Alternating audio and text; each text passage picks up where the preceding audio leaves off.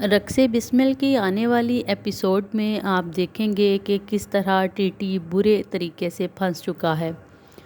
T T کی بیوی معصومہ، جس نے اسے چالاکی کے ساتھ اپنے جال میں پھنسایا اور دوسری شادی کی، جب ریحام کو اس بات کا پتہ چلتا ہے تو وہ اس کے باپ کی جا کے بے عزتی کرتی ہے، جس کی وجہ سے اس کا انتقال ہو جاتا ہے۔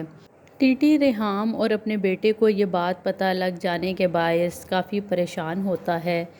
اس وجہ سے وہ معصومہ کے باپ کے جنازے میں نہیں جا پاتا۔ دوسری طرف ٹی ٹی کا بیٹا سخت غصے میں ہے کیونکہ اس نے اپنی ماں کو روتے ہوئے دیکھا اور اس نے کہا کہ آپ کی وجہ سے میری ماں آج روئی ہے، میں اس کو رلانے والوں کو رلاؤں گا، اور وہ اپنا پستول نکالتا ہے اور معصومہ کے گھر چلا جاتا ہے۔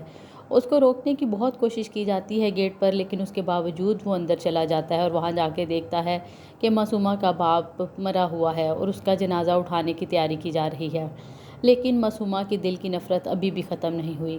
اس کو لگتا ہے کہ اس کے باپ کا انتقال ریحام کی وجہ سے ہوا ہے، جبکہ اصل میں اس کے باپ کا انتقال اس کی اپنی وجہ سے ہوا ہے، اس کی ضد اور ہٹ دھرمی کی وجہ سے ہوا ہے۔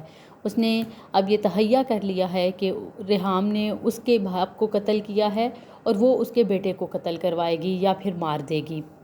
دوسری طرف ریحام اپنے بیٹے کو بہت سمجھانے کی کوشش کرتی ہے، لیکن اس کا بیٹا کسی طور پر بھی اس کی نہیں سنتا اور کہتا ہے کہ میں اس عورت کو بابا کی زندگی سے نکال کر ہی سانس لوں گا۔ جبکہ اس میں دیکھیں تو ٹی ٹی کا کردار بہت غیر معمولی ہے۔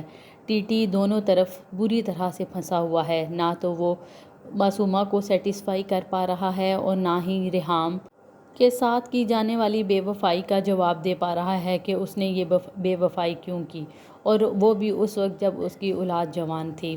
آنے والی ایک ساتھ میں آپ دیکھیں گے کہ کس طرح ریحام آہستہ آہستہ ٹی ٹی کے گرد دائرہ تنگ کرتی ہے۔